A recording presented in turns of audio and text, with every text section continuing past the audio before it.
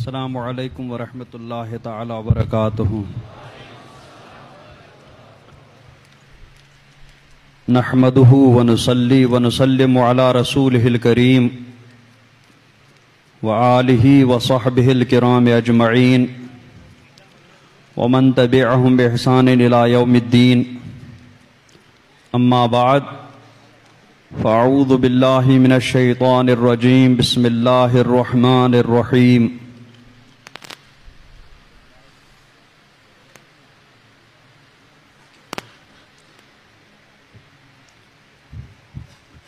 اطیعوا اللہ واطیعوا الرسول واولی الامر منکم۔ صدق اللہ مولانا العظیم وبلغنا رسولہ النبی الامین الکریم ونحن علی ذلک لمن الشاہدین والشاکرین والحمد للہ رب العالمین۔ آئیے سب سے پہلے اپنے آقا مولا تاجدار مدینہ صلی اللہ تعالی علیہ وسلم کی بارگاہ بے کس پناہ میں درود شریف کا نذرانہ پیش کریں۔ پڑھیں بآواز بلند، اللہم صلی علی سیدنا محمد وعلی آل سیدنا محمد واصحاب سیدنا محمد وبارک وسلم علیہ۔ حضرات گرامی،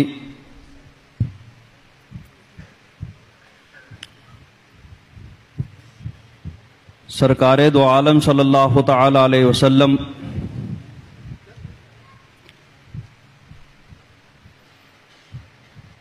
نے ارشاد فرمایا، احب اللہ لما یغدوکم من نعمہ، کہ اللہ سے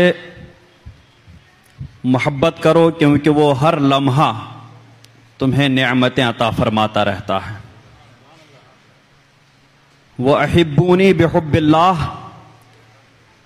اور مجھ سے محبت کرو اللہ کی محبت کے خاطر۔ وَأَحِبُّ أَهْلَ بَيْتِي بِمَحَبَّتِي، اور میرے اہل بیت سے محبت کرو میری محبت کے سبب۔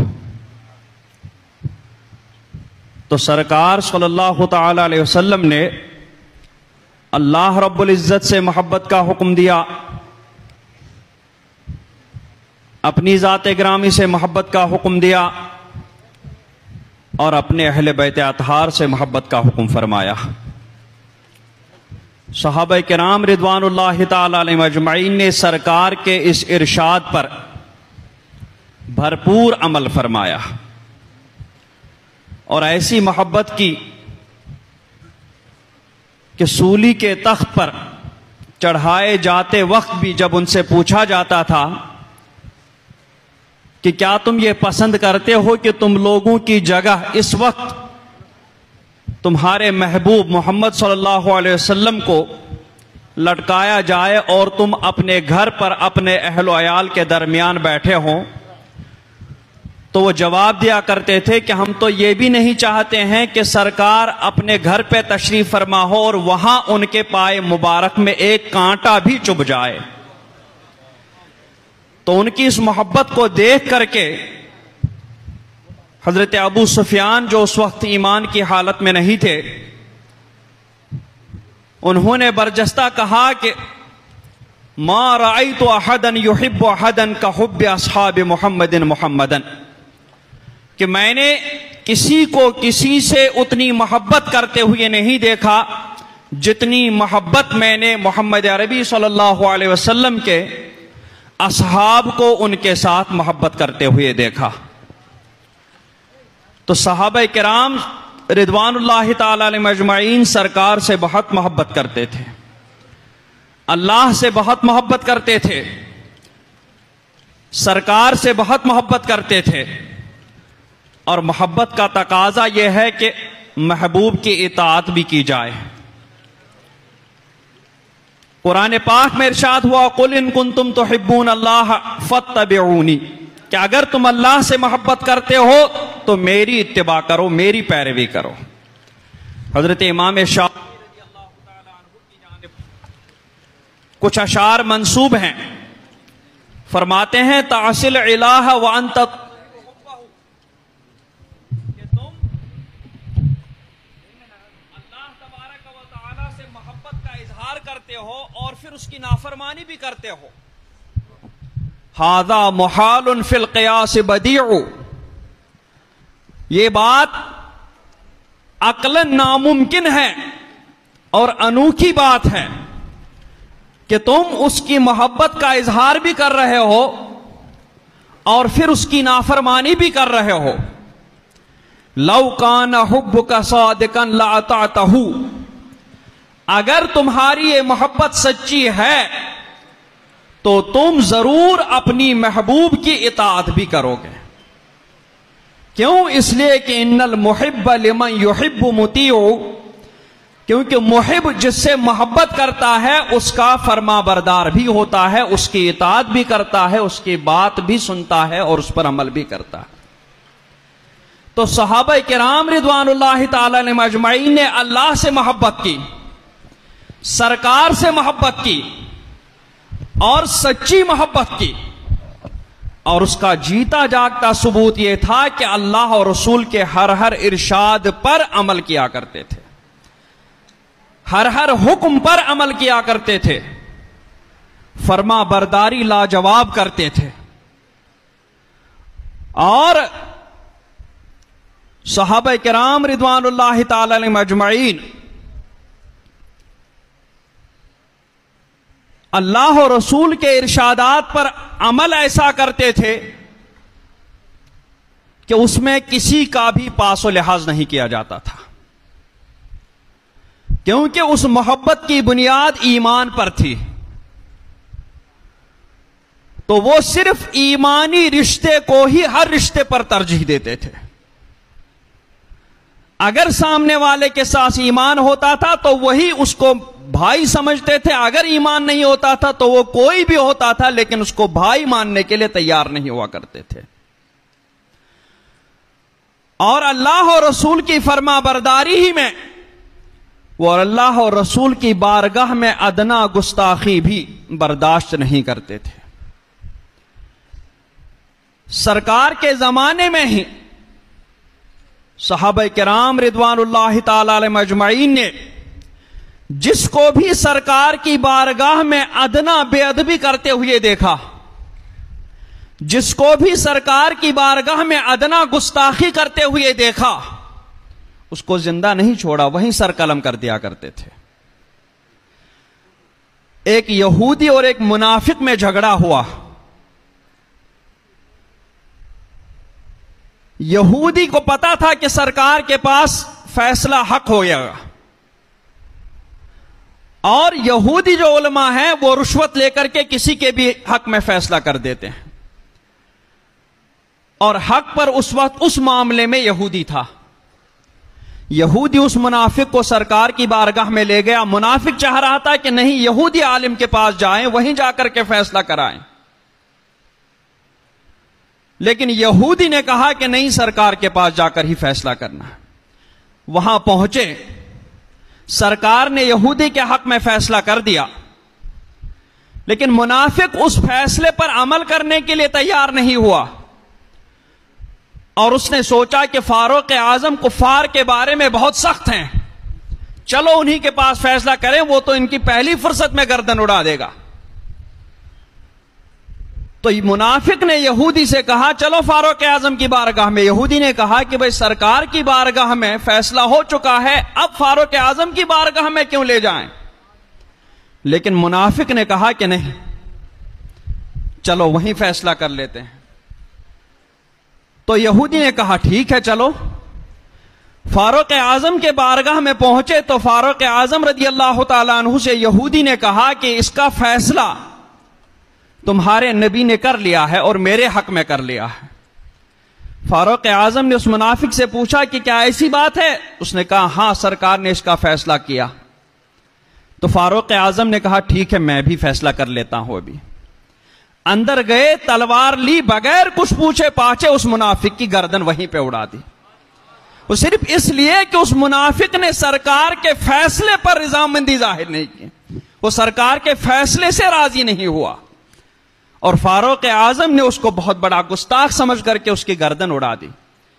وہ منافق کلمہ بھی پڑھ رہا تھا، ان کی نماز جنازے بھی پڑھائے جاتے تھے اس وقت میں، لیکن سرکار کی بارگاہ میں گستاخی کی، سرکار کے فیصلے پر راضی نہیں ہوا، تو فاروق اعظم نے کہا کہ جو سرکار کے فیصلے پر راضی نہ ہو اس کے لیے عمر یہی فیصلہ کر لیتا ہے۔ ادھر اس منافق کے جو رشتہ دار تھے وہ پہنچ گئے سرکار کی بارگاہ میں کہ عمر نے ایک کلمہ گو کو قتل کیا، ہمیں اس کا قصاص چاہیے۔ سرکار نے فرمایا کہ عمر کسی مسلمان کو قتل نہیں کر سکتے، عمر کسی مومن کو قتل نہیں کر سکتے۔ اتنی دیر میں فاروق اعظم بھی پہنچ گئے۔ ادھر اللہ تبارک و تعالی نے فاروق اعظم کی شان میں آیت کریمہ نازل فرمائی تھی اور سرکار کی تائید فرمائی تھی۔ اللہ تبارک و تعالی نے فرمایا لا یؤمن احدکم حتی یحکموک فیما شجر بینکم، کہ تب تک کوئی مومن نہیں ہو سکتا جب تک سرکار کو حکم نہ مانے، اپنے آپسی معاملات میں سرکار کے فیصلے پر راضی نہ ہو جائیں، تب تک وہ مومن نہیں ہے۔ تو سرکار نے فاروق اعظم کو بتا دیا، ان منافقین کے رشتہ داروں کو بتا دیا کہ اس نے میرے فیصلے سے ناراض ہو کر کے، میرے فیصلے پر راضی نہ ہو کر کے وہ ایمان ہی سے نکل گیا تھا۔ اسی طریقے سے کعب ابن اشرف یہودی منافق بھی تھے، وہ منافق بھی وقتاً فوقتاً سرکار کی بارگاہ میں گستاخی کرتے تھے، بے ادبی کرتے تھے۔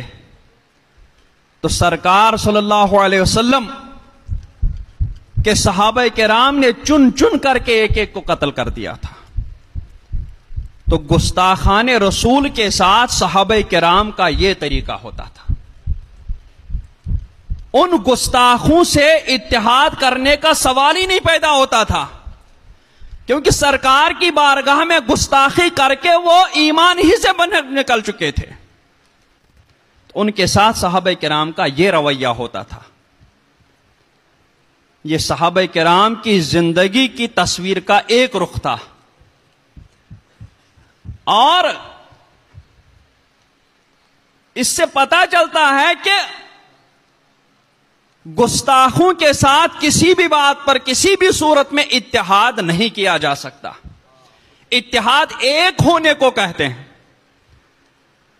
جب وہ لوگ گستاخ ہو چکے ہیں اور پھر ہم لوگ سرکار کی بارگاہ کے محب ہیں، تو پھر محبت اور عداوت ایک ساتھ جمع کیسے ہو سکتی ہے؟ جس کو اللہ رب العزت نے الگ الگ کر دیا اس کو کون ایک کر سکتا ہے؟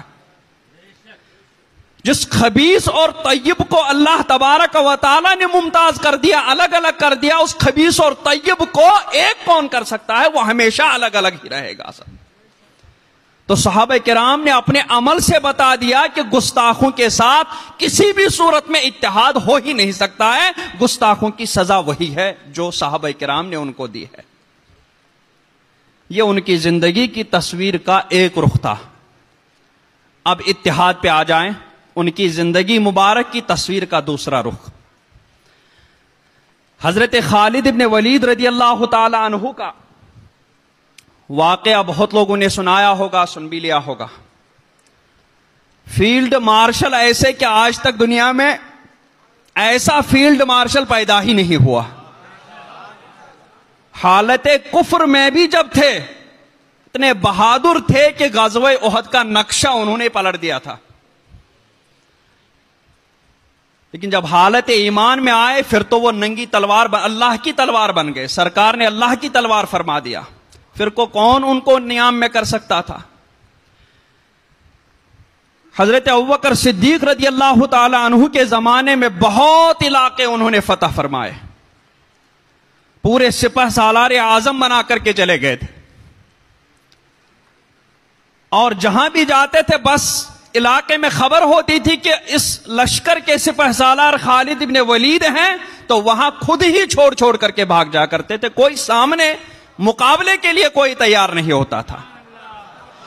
پوری فوج، اسلامی فوج حضرت خالد بن ولید رضی اللہ تعالی عنہ کے ایک اشارے پر آگ میں کودنے کے لیے تیار ہو جایا کرتی تھی۔ ایسی مطیع اور فرما بردار فوج حضرت خالد بن ولید کے ماتحت تھی۔ لیکن جب حضرت صدیق اکبر کا وصال ہوا اور حضرت فاروق اعظم رضی اللہ تعالی عنہ کا دور حکومت آیا، تو حضرت فاروق اعظم رضی اللہ تعالی عنہ نے اپنے دور حکومت میں آنے کے بعد حضرت ابو عبیدہ ابن جراح رضی اللہ تعالی عنہ کو سپہ سالار بنایا، منتخب فرمایا، اور فوج سرحد پر ہی تھی۔ حضرت خالد ابن ولید رضی اللہ تعالی عنہ کی ماتحتی میں ہی سرحد پر جہاد میں مصروف، اور ایسی حالت میں اعلان ہوا کہ نہیں، اب حضرت خالد ابن ولید رضی اللہ تعالی عنہ یہ لشکر کے سپہ سالار نہیں ہیں بلکہ ایک سپاہی اسلام ہیں، اور لشکر کے سپہ سالار حضرت ابو عبیدہ ابن جراح امین الامت رضی اللہ تبارک و تعالی عنہ ہیں۔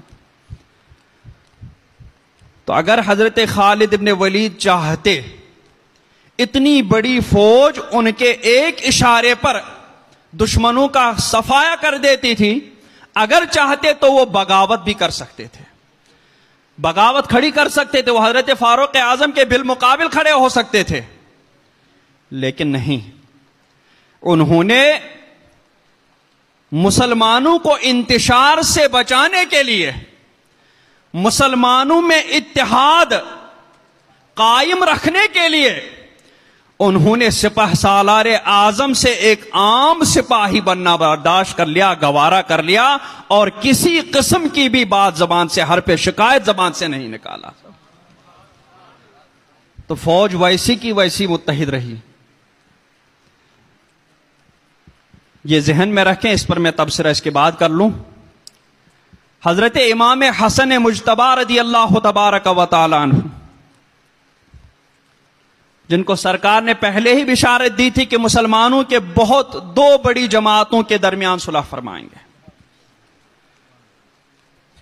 تو جب حضرت علی رضی اللہ تبارک و تعالی عنہ کا وصال ہوا، اس وقت حضرت علی کے ساتھ جو لوگ تھے وہ حضرت امام حسن مجتبی رضی اللہ تبارک و تعالی عنہ کے بھی ساتھ تھے، اور وہ پیچھے بھی لگ گئے کہ آپ اعلان کر دیں ہم آپ کے ساتھ ہیں۔ حضرت امیر معاویہ نے اگرچہ وہ ادھر بڑی فوج کے ساتھ ہیں لیکن ہم بھی آپ کے ساتھ ہیں، آپ کیوں ان کے ماتحت ہونے کے لیے، ان کی بات سننے کے لیے تیار ہو جائیں؟ آپ کے ساتھ بھی اتنی بڑی فوج ہے، ہم لڑ لیں گے ان کے ساتھ اور ان کو زیر کر دیں گے۔ لیکن حضرت امام حسن مجتبی رضی اللہ تبارک و تعالی عنہ نے اس وقت مسلمانوں کو انتشار سے بچانے کے لیے، مسلمانوں میں آپسی اتحاد قائم رکھنے کے لیے حضرت امیر معاویہ رضی اللہ تبارک و تعالی عنہ سے صلح کی، اور مسلمانوں کی دو بہت بڑی جماعتوں کو اتحاد پر قائم رکھا، ان میں کسی طریقے کا انتشار اور اختلاف پیدا نہیں ہونے دیا۔ تو یہ حق بات پر اتفاق ہو۔ تو یہ صحابہ کرام کی تصویر کا دوسرا رخ تھا۔ ایک تو گستاخوں کے ساتھ ان کا وہ رویہ تھا کہ کسی قسم کا اتحاد ہو نہیں سکتا، اور دوسرا آپسی اتحاد، کلمہ حق پر اتحاد، محبت رسول پر اتحاد، محبت خدا پر اتحاد، اس میں اتنی بڑی بڑی قربانیاں دینے کے لیے تیار ہوا کرتے تھے۔ اپنی حضرت امام حسن مجتبی رضی اللہ تعالی عنہ نے جب حضرت امیر معاویہ سے صلح کی، مسلمانوں کو اختلاف اور انتشار سے بچایا، تو اس کے بعد ان کا راستے میں چلنا دشوار ہو جایا کرتا تھا۔ یا مذل المسلمین کہا کرتے تھے ان کے جو ساتھی تھے، کہتے تھے اے مسلمانوں کو ذلیل کرنے والے معاذ اللہ، اے مسلمانوں کو رسوا کرنے والے معاذ اللہ، گلی گلی سے آوازیں آنے لگتی تھی۔ تو وہ جو ایسا کہنے والے تھے وہ حقیقت میں مسلمانوں میں انتشار پیدا کرنے کے لیے ہی ان کے جماعت میں داخل ہوا کرتے تھے، مسلمانوں میں اتحاد قائم رکھنے کے لیے وہ ساتھ نہیں ہو رہے تھے۔ حضرت امام حسن مجتبی کی امامت پر راضی رہنے کے لیے وہ ان کے ساتھ نہیں ہو رہے تھے، بلکہ مسلمانوں میں اختلاف پیدا کرنے کے لیے، ان کو آپس میں لڑانے کے لیے وہ حضرت امام حسن مجتبی کے ساتھ لگ جاتے تھے۔ تو حضرت خالد ابن ولید کا بھی واقعہ آپ نے سنا، حضرت امام حسن مجتبی کا بھی واقعہ آپ نے سنا۔ ان دونوں بزرگوں کے ساتھ، دونوں ہمارے سروں کے تاج ہیں، دونوں نے مسلمانوں میں اتحاد اور اتفاق برقرار رکھنے کے لیے اتنی بڑی فوجیں ماتحت ہوتے ہوئے بھی کوئی اس کی پرواہ نہیں کی اور اپنے امیر کا حکم مان کر کے ایک عام سپاہی اور ایک عام زندگی گزارنے کے لیے تیار ہو گئے سب۔ اب آپ آج کے حالات دیکھ لیجئے، اتحاد اور اختلاف کے طریقوں کو دیکھ لیجئے۔ اتحاد کی بات آ جاتی ہے تو صاحب کسی سے بھی اتحاد پڑھنے کے لیے تیار ہے۔ آزادی سے پہلے غیر مسلموں کے ساتھ بھی اتحاد کے لیے تیار ہے۔ اعلی حضرت نے اس وقت بھی خبردار کیا تھا کہ اتحاد ہو ہی نہیں سکتا ہے، وہ صرف تمہیں استعمال کر رہے ہیں۔ تو جو تمہارے دین پر نہیں وہ تمہارے ساتھ اتحاد کر کے صرف تمہیں استعمال کرنا چاہ رہا ہے، اور وہ پیشن گوئیاں اس کے بعد سچ ثابت ہوئی۔ مسلمان صرف استعمال ہوئے تھے، اور جو لوگ اتحاد کی بات کرتے ہیں وہ لوگ حقیقت میں اتحاد کے خواہاں نہیں ہوتے ہیں، ان کو اتحاد سے کوئی مطلب نہیں ہوتا۔ ان کو یہ رہتا ہے کہ ہماری بات سنی جائے اور ہماری بات ہی مانی جائے۔ میں تو بچہ ہوں، بہت زیادہ بڑی باتیں نہیں بول سکتا، لیکن حضور تاج الشریعہ کے ساتھ، حضرت کے ساتھ بھی بارہا لوگ آتے ہیں، حضرت علماء کی فلاں لوگوں کی میٹنگ کروا دیں، ان لوگوں کو ملانا ہے، یہ کرنا وہ کرنا ہے۔ ان میٹنگوں کا کیا نتیجہ نکلتا ہے وہ بھی میں نے دیکھا۔ اخلاص کے ساتھ کوئی میٹنگ میں شرکت نہیں کرتا، بلکہ اس نیت سے آتا ہے کہ میں جو مشورہ دوں بس اسی پر عمل کیا جائے، میں جو بات کہوں بس وہی بات مانی جائے۔ کیوں؟ اس لیے، اور ایسا کس لیے سوچتا ہے؟ کیونکہ ہر ایک کے ساتھ، یعنی علماء میں سے بہت سارے اور جو جاہل پیر ہیں یا جو پڑھے لکھے پیر ہیں، جو بھی پیروں کے نام پر آتے ہیں، ان کے ساتھ ان کا ایک جتھا موجود رہتا ہے، ایک جماعت پیچھے پیچھے رہتی ہے، انہی پر اکڑ کرتے ہوئے، انہی پر فخر کرتے ہوئے وہ یہ سوچتے ہیں نہیں بس ہماری بات مان لی جائے، اگر ہماری بات رد کر دی گئی تو ہم اپنے جدے میں شرمسار ہو جائیں گے، ہم رسوا اور ذلیل ہو جائیں گے۔ تو صرف اپنی عزت کی فکر ہوتی ہے، مسلمانوں کے آپسی اتحاد اور اتفاق کی کوئی پرواہ نہیں ہوتی ہے ان کو۔ نہ وہ اس نیت سے میٹنگیں کراتے ہیں، نہ وہ اس نیت سے شرکتیں کراتے ہیں۔ اعلی حضرت علیہ رحمت و رضوان سے بھی 2 پیڑھی پہلے حضرت علامہ رضا علی خان، علامہ نقی علی خان، اعلی حضرت امام احمد رضا خان اور حضور حجت الاسلام حامد رضا خان، حضور مفتی اعظم مصطفیٰ رضا خان، حضور تاج الشریعہ اختر رضا خان علیہ رحمت و رضوان آج 300 سال سے لوگوں کو اللہ کی بارگاہ میں، رسول کی بارگاہ میں، صحابہ کرام کی بارگاہ میں، اولیاء کرام کی بارگاہ میں پہنچا رہے ہیں۔ کسی بھی آدمی کو ان بارگاہوں سے نہیں ہٹا رہے ہیں، بلکہ ان بارگاہوں کی محبت لوگوں کے دلوں میں پیدا کر کے ان کے آداب سکھاتے ہیں، ان میں کسی قسم کی بے ادبی سے بچاتے ہیں۔ تو جب ایسی بات ہے تو پھر نقطہ اتحاد ایسے جگہ کی قیادت قبول کرنے میں کون سی اڑچن آ رہی ہے، کون سی رکاوٹ آ رہی ہے؟ کیا کبھی ان لوگوں نے آپ کو ایمان سے خارج کیا؟ اللہ کی بارگاہ میں گستاخی کے لیے کہا، سرکار کی بارگاہ میں گستاخی کے لیے کہا، کسی بھی ولی کی محبت میں کمی کرنے کے لیے کہا کہ یہ فلاں سلسلے کے بزرگ ہیں ان کی محبت کم کرو، یہ ہمارے سلسلے کے بزرگ ہیں ان سے محبت زیادہ کرو؟ نہیں، محبت تو دلوں کا نام ہے، سب سے محبت کرو، سب کی بارگاہ میں ادب رکھو۔ اعلی حضرت کی خود کی طبیعت مائل رہتی غوث پاک رضی اللہ تعالیٰ عنہ کی جانب۔ خود فرماتے ہیں کہ میں ایسا لکھتا تھا، میں خود نہیں لکھتا تھا بلکہ ایسا لگتا کہ غوث اعظم لکھوا رہے ہیں۔ نعرہ تکبیر، خواجہ نعرہ رسالت، مسلک اعلی حضرت۔ لیکن جب حضرت خواجہ غریب نواز رضی اللہ تعالیٰ عنہ کا نام پاک لیا کرتے تھے تو اجمیر شریف سے حضرت معین الحق و دین حضرت خواجہ خواجگاں حضرت خواجہ غریب نواز سنجری اجمیری رضی اللہ تعالیٰ عنہ کہہ کر کے نام لیا کرتے تھے۔ حضرت نظام الدین کا اولیاء تو نظام الحق و دین لے کر کے نام لیا کرتے تھے۔ تو کسی بزرگ کا نام اعلی حضرت نے بے ادبی سے لیا، کسی بزرگ کا نام اعلی حضرت نے بے ادبی سے لکھا، کسی صحابی کا نام اعلی حضرت نے بے ادبی سے لکھا یا کہا یا کسی سے کہلوایا؟ اعلی حضرت تو اعلی حضرت، ان کے خلفاء میں بھی کسی نے بھی کسی ولی کی بارگاہ میں کوئی بے ادبی کا لفظ نہیں لکھا، بے ادبی سے ان کا نام نہیں لیا، بے ادبی سے، بلکہ جس شہر میں بزرگان دین بسیرا کرتے ہیں ان شہروں کا نام شریف کر کے ہی لیتے ہیں۔ یہی اعلی حضرت نے ہمیں سکھایا۔ جب ایسی بات ہے، دین کی قیادت 300 سال سے 400 سال سے ہو رہی ہے، تو آج ان کی قیادت قبول کرنے میں کون سی رکاوٹ آ رہی ہے، کون سی اڑچن آ رہی ہے؟ سب اگر اعلی حضرت جہاں سے 400 سال سے فتویٰ نویسی یعنی بڑے بڑے مفتیان کرام تیار ہو رہے ہیں، بڑے بڑے قطب الاقطاب تیار ہو رہے ہیں، بڑے بڑے قطب الارشاد تیار ہو رہے ہیں، جب ایسی قیادت قبول نہیں ہے تمہیں، تو لوگ پھر کس کی قیادت قبول کریں گے؟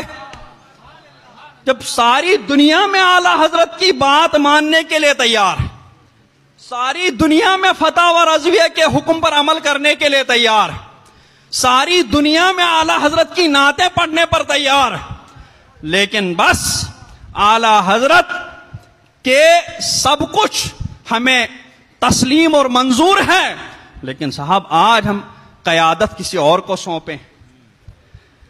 اب ان کے بعد اور کون سا ایسا ہے کہ جس کے ساتھ میں یا جو اتنے سالوں سے دین کی اتنی خدمت کرتا آ رہا ہو، لوگوں کی قیادت کرتا آ رہا ہو، کہ جس کے جھنڈے تلے آپ جمع ہو جائیں گے؟ ان کا نام لیں، ان کا نام لیں، 2000 3000 4000 سے زیادہ جمع نہیں ہوں گے ان کے نیچے جو ان کی قیادت قبول کرنے کے لیے تیار ہو۔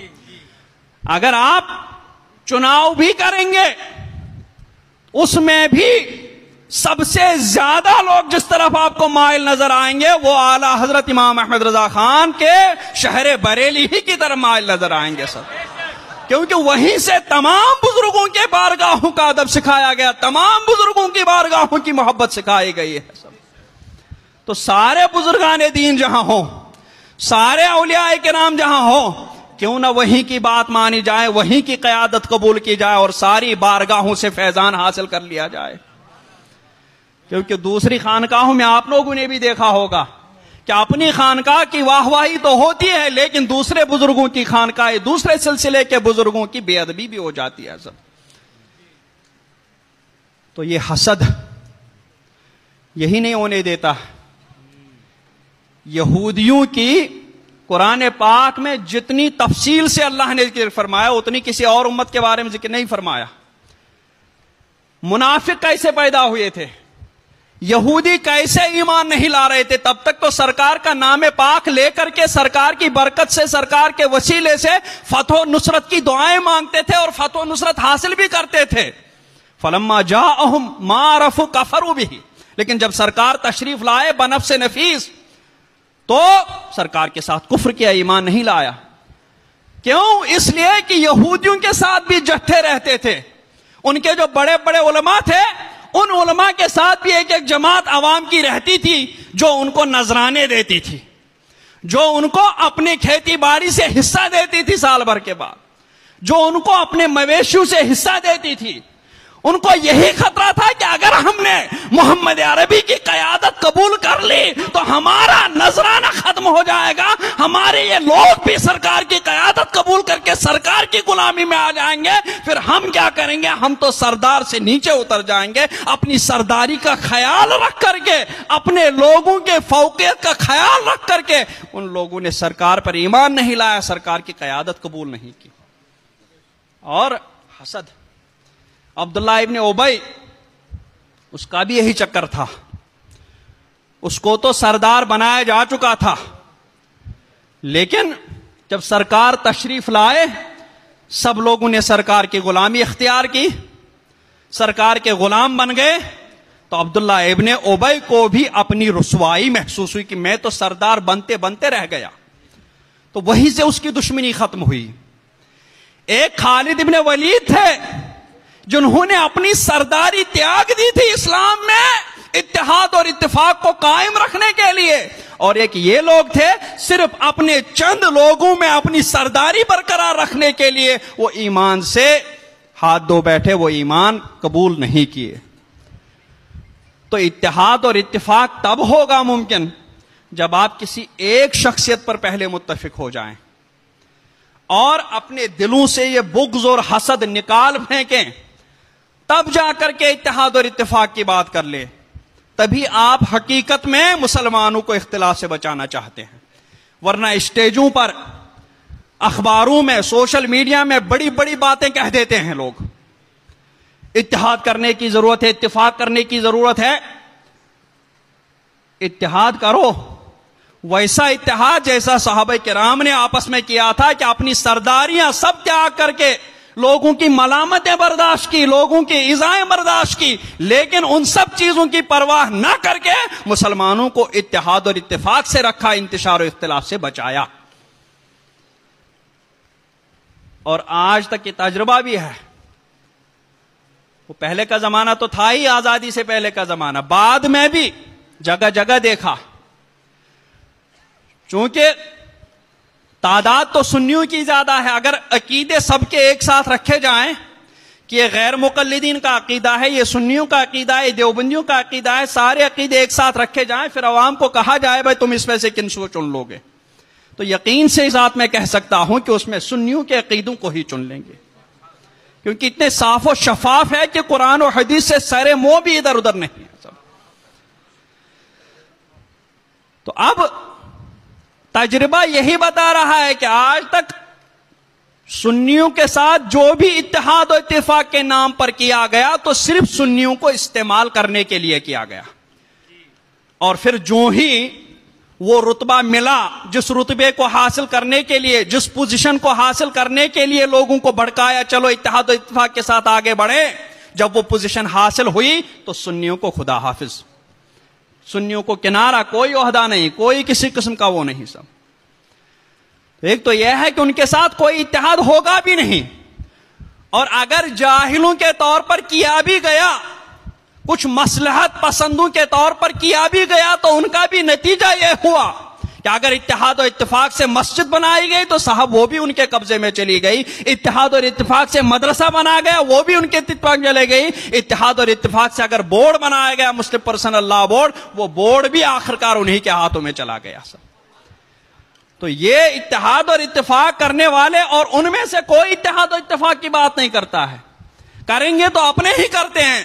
ارے جب تم اپنی قیادت قبول کرنے کے لیے تیار نہیں ہو، خانقاہوں کا جو حال ہے تم خود بھی جانتے ہو، تم کس خاندان کے نیچے، کس خانقاہ کے نیچے تم لوگ اتحاد کراؤ گے لوگوں کا؟ اگر اتحاد اور قیادت کی بات ہی ہے تو جو خاندان برسوں سے قیادت کرتا آ رہا ہے، رہنمائی کرتا آ رہا ہے، آج وہاں پر کون سی ایسی بات آ گئی کہ جس کی وجہ سے قیادت یا مرکزیت یا اتحاد اتفاق کو وہاں سے ہٹا کر کے دوسری جگہ منتقل کرنے کی ضرورت پڑی؟ کیا کسی اور درگاہ پہ لے چلیں گے جہاں رافضی ہی رافضی ملیں گے؟ کسی اور درگاہ پہ لے چلیں گے کہ جہاں، کسی خانقاہ پہ لے چلیں گے کہ جہاں گستاخی گستاخ ملیں گے؟ کوئی گستاخ رسول ہے تو کوئی گستاخ صحابہ ہے تو کوئی گستاخ اولیاء ہے۔ کس خانقاہ کے زیر نگین آپ اتحاد کروائیں گے؟ کس خاندان کے نیچے آپ لوگ قیادت کروائیں گے؟ وہاں سے آپ کی قیادت تو ہوگی، وہ آپ کو بے شک لے جائیں گے، لیکن جنت کی طرف نہیں، وہ آپ کو جہنم کی طرف دھکیل دیں گے سب۔ اور بریلی سے آپ کو پہنچایا جائے گا تو غوث پاک کی بارگاہ میں پہنچایا جائے گا، خواجہ صاحب کی بارگاہ میں پہنچایا جائے گا۔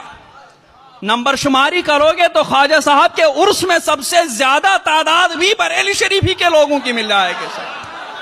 حضرت نظام الدین اولیاء کے عرس کو دیکھو گے، جس بزرگ کے عرس کو دیکھو گے، وہاں پر سب سے زیادہ تعداد تمہیں انہی لوگوں کی نظر آئے گی جو لوگ بریلی کی قیادت کے تحت چل رہے ہیں، جو لوگ بریلی کو مرکز مان کر کے چل رہے ہیں۔ تو یہ اتحاد و اتفاق کی بات نہیں ہے، یہ حسد اور جلن ہے جو ان سے بلوایا جا رہا ہے۔ اتحاد و اتفاق کر لیں بھائی، کس پر کرو گے تم؟ جب تم خود ہی سوچ کے آتے ہو کہ میری بات ہی سن لی جائے اور سامنے والے کی بات نہیں مانی جائے، تو اگر 10 خانقاہوں کے لوگ جمع ہو جائیں گے، 10 کی اگر بات نہیں سنی گئی تو تم اپنے راستے، وہ اپنے راستے، وہ اپنے راستے، پھر کون؟ اتحاد کے بجائے انتشار پیدا کرنے کے لیے میٹنگیں ہوتی ہیں سب۔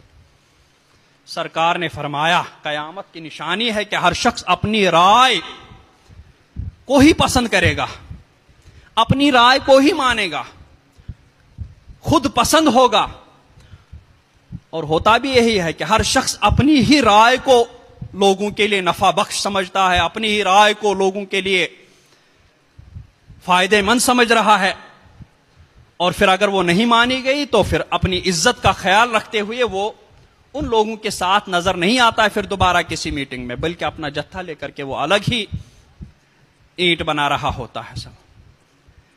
تو اگر اتحاد اور اتفاق پیدا کرنا ہے تو صحابہ کرام کے اسوے کو اپنانا پڑے گا پہلے، حسد اور بغض کی آگ دلوں سے نکالنی پڑے گی، اور قربانی دینے کا جذبہ اپنے اندر پیدا کرنا پڑے گا، اور ایسی جگہ کو پہلے نقطہ اتحاد بنانا پڑے گا کہ جہاں واقعی شرعی قیادت ہو رہی ہو اور لوگ ادھر برسوں سے شرعی رہنمائی حاصل کرتے آ رہے ہو، تب جا کر کے اتحاد اور اتفاق کا دعویٰ کرنے میں آپ لوگ سچے ہیں، ورنہ سب بے معنی ہیں۔ اللہ تبارک و تعالی ہمیں، سرکار نے فرمایا، حدیث شریف میں ہے کہ سرکار نے ایک واعظ فرمایا، نصیحت فرمائی، ایسی نصیحت فرمائی کہ لوگوں کی آنکھوں سے آنسو جاری ہو گئے، آنسو ہی نہیں رک رہے ہیں، دل ڈر گئے، خوف میں مبتلا ہو گئے، ایسی کیفیت طاری ہوئی کہ بیان نہیں کی جا سکتی۔ ایسے میں ایک صحابی نے ہمت کر کے سرکار کی بارگاہ میں عرض کیا کہ سرکار ایسا لگ رہا ہے کہ آپ تشریف لے جانے والے ہیں، اس طریقے سے آپ ہمیں نصیحت کر رہے ہیں، ایسا لگ رہا ہے کہ آپ الوداع کہنے جا رہے ہیں، اس دنیا کو چلے جانے کا وقت ایسا لگ رہا ہے، اس لیے سرکار ہمیں کوئی نصیحت فرما دیجئے۔ تو سرکار نے فرمایا علیکم بالسمع والطاعہ، کہ تم سنو اور فرما برداری کرو، وَلَوْ تَأَمَّرَ عَلَيْكُمْ عَبْدٌ حَبْشِيٌّ، اگرچہ ایسا حبشی غلام کأن رأسہ زبیبۃ، کہ جس کا سر سوکھی کھجور کی طرح، کشمش کی طرح ہو، یعنی بہت بدصورت جیسے رہتے، بدصورت کیا مطلب؟ اس طریقے کا ہو، بہت خوبصورت نہ ہو، ایسا حبشی غلام اگر تمہارا امیر بنے تو تم اس کی بات سنو اور اس کی فرما برداری کرنا، اس کی بات سے تم باہر مت نکلنا، تبھی تم دین پر قائم رہو گے سب۔ تو جب سرکار نے ایک حبشی غلام کو امیر بنائے جانے پر اس کی طاعت اور اس کی بات سننے کا حکم فرمایا تو صحابہ کرام نے اس پر کیسا عمل کر کے دکھایا۔ اس عمل کا نمونہ حضرت خالد بن ولید نے عملی طور پر دکھایا، حضرت امام حسن مجتبیٰ نے عملی طور پر دکھایا، حضرت فاروق اعظم رضی اللہ تعالیٰ کی اطاعت کر کے، حضرت امیر معاویہ سے صلح فرما کر کے۔ تو جب ایک حبشی غلام کی ایسی طاعت کرنے کا حکم ہے تو جہاں برسوں سے ایسی قیادت ہو رہی ہو، ان لوگوں کی بات سننے اور قبول کرنے میں کون سی رکاوٹ آ جاتی؟ اس لیے دوستو، یہ سب اتحاد اور اتفاق کے نام پر انتشار اور اختلاف پیدا کرنا مقصد ہوتا ہے، اور اپنی بڑائی ظاہر کرنا مقصد ہوتا ہے۔ ارے تم تو کل کے ہو، تمہاری گنتی ہی نہیں ہے ابھی تو، دو چار لوگوں کے ساتھ ہونے سے تم تھوڑی مجدد دین و ملت بن جاؤ گے، دو چار کتابیں لکھنے سے تھوڑی امام اہل سنت بن جاؤ گے۔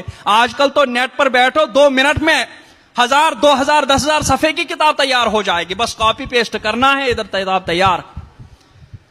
وہ اعلی حضرت تھے امام غزالی رضی اللہ تعالی عنہ کے بارے میں بتایا گیا کہ ان کا روزانہ کا اوسط 16 صفحہ تھا، روزانہ وہ 16 صفحہ تحریر فرمانے، کثیر التحریر بھی وہ تھے، بہت زیادہ لکھنے والوں میں سے تھے، بہت زیادہ تصنیف و تالیف کرنے والوں میں ان کا بھی شمار ہوتا ہے۔ تو امام سبکی وغیرہ فرماتے ہیں جب ہم نے ان کا حساب لگایا ان کی عمر کا اور پھر ان کی کتابوں کا، تو ہم نے یہ اندازہ لگایا کہ روزانہ 16 صفحہ تقریباً تحریر فرمایا کرتے تھے، اور بڑائی کے طور پر رہی، کیونکہ اعلیٰ حضرت علیہ رحمت و رضوان کی فتح رضویہ کی جلد اول جب سامنے رکھی گئی تھی تو حضرت صدر الافاضل نے فرمایا تھا کہ اے امام، ایسا لگ رہا ہے کہ امام شامی کی یعنی حاشیہ ابن عابدین فتاوی شامی فتاوی رضویہ کے سامنے طفل مکتب نظر آ رہی ہے. تو اعلیٰ حضرت نے فرمایا مولانا فتاوی شامی کی ہی کلمات کی خدمت کرنے کا یہ صلہ ہے فتاوی رضویہ، اسی کی یہ سوت ہے، اسی کی یہ نہر ہے.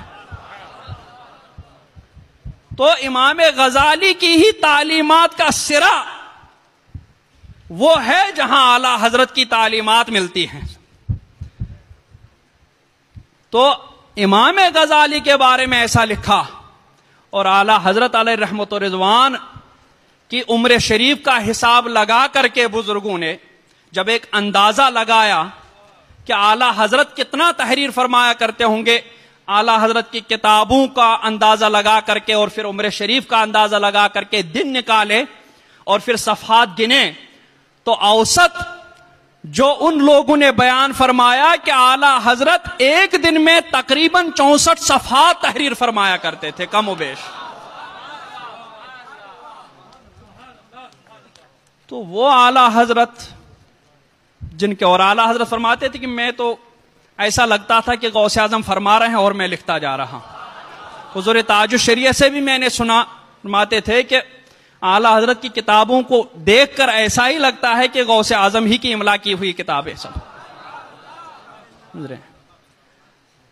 تو اگر قیادت کے نام پر بولا جائے تو وہاں سے زیادہ بہتر قیادت اس وقت نہیں مل سکتی. آپ 100 سالہ تاریخ اٹھا کر کے دیکھیں، اعلیٰ حضرت کی وہ کتابیں آج کے ماحول میں بھی آپ کے لیے ویسی قیادت کریں گے جیسی قیادت ان لوگوں نے اس وقت اس ماحول میں کی تھی جس ماحول میں اعلیٰ حضرت عرب و عجم میں امام مانے جاتے تھے، امام تسلیم کر لیے جاتے تھے.